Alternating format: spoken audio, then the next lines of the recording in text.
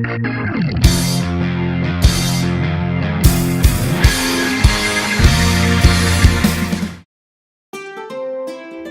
una llegenda japonesa que totes les persones tenim un fil roig nugat al dit xicotet, connectat a la persona a la qual estem predestinats a voler per sempre.